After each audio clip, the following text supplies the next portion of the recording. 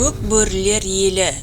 Қасқыр мен қазағымның не бірлігі бар, не ұқсастығы бар десеңіз, бөрілер қазақ сияқты қартайған ата-анасын ешқашан тастамай асырайды және жарына, туысына, досына өле-өлгенше адал болып, бөлтіріктерін асырап, тәрбиелеп жеткізеді екен. Қасқырдың атын атамаған, себебі қасқыр десең келеді деп жорып, оны ұлыма деген. Неге көкбөрілер ұрпағы дегенге келсек, ол туралы ғұм заманынан келген аңыздар бар. Ертеде бір рудың көсемі айдай сұлу, өте ақылды екі қызын көк аспанға сыйға тартайын деп, далаға биік мұнаралы қамал тұрғызып, сонда жібереді. Арада 4 жыл өткенде бір көкбөрі қамал астын қазып жайғасады екен. Осыны көрген сіңлісі төменге түсіп, арланды көріп, көк тәңірдің берген сыйы осы шығар, менің тағдырыма жазылған екен ғой деп қасқырға күйеуге шығып, ғұндар ұрпағы тарады десе, екінші бір аңызда көршілес тайпалар бір тайпаны толық қырып, тек 9 жастағы ер баланың қол-аяғын кесіп, қиналып өлсін деп қамыс арасына тастаған деседі. Көк тәңірдің бұйрығымен қасқырдың қаншығы келіп, емізіп асырап алады. Кейін қасқыр мен неке қиған бекзададан ғұн елі тарапты деген екен. Еркіндікті аңсайтын бөрілерді әлі күнге дейін қолға үйрете алмапты. Қасқырдың қаншығын ұстаған жағдайда қаншық итпен атастырмасын деп өз жатырын өзі шайнап тастайды екен.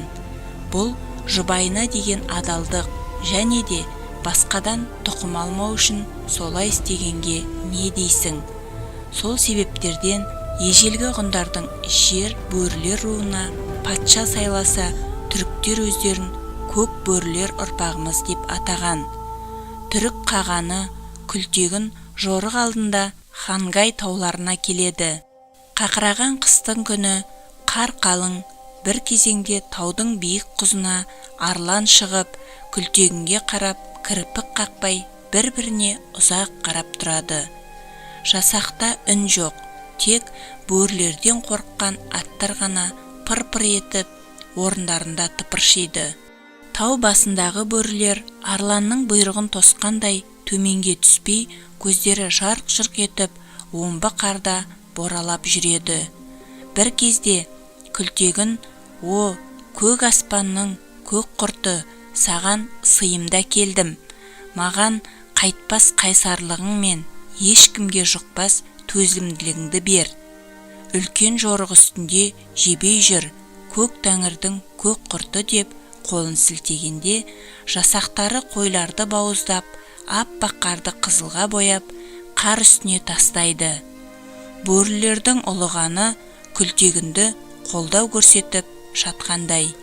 Аттарын бұрып, тәуекелге салып жүргенде, қағанның оң қол басшысы Ябығы былай дейді: «Бабаларымыздан рух алдыңыз, ешкім бізге қарсы тұра алмайтын шығар» дегенде, қаған аспан төңкеріліп түспесе, жер қақайрылмаса, түрікті ешкім жеңе алмайды дейді.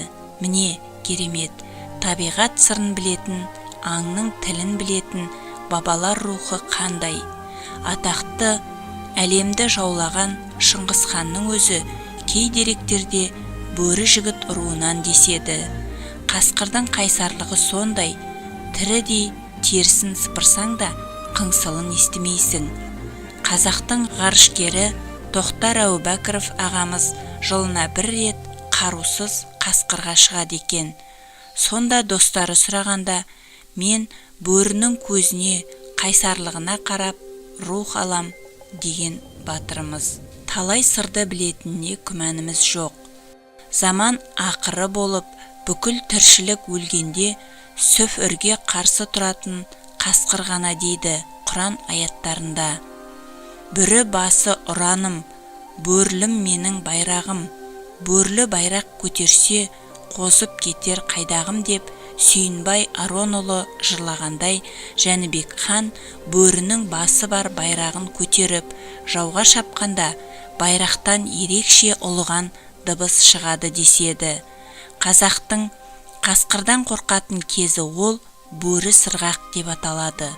Бұл кезде қасқырлар ұйығып 19 қаңтар мен 26 қаңтар аралығында болады. Қатты аяздар басталады. Орыстар оны крещенский мороз деп атайды. Қасқырлар ұйыққан кезеңде көздері қызарып, махаббат сезіміне бас ұрып, жолында кездескеннің бәрін өлтіріп, қанында ішпейді, етінде жемейді. Міне, бөрі сырғақ кезінде ғана осындай құбылысты білген қазағым мал күзетіп жолға шықпаған. Көк аспандай желбіреген туы бар, көк бөрідей алаулаған пірі бар. Еркіндікті аңсаған қазағыма ниет етсең, Тәңірдің бір сыйы бар дегендей, табиғат пен аңдардың тылсым сырын білгенге кедергі жоқ қазағым. Қазақ білуге тиіс кітабынан үзінді. Жинақтаған Бауыржан Сатыбалдыұлы.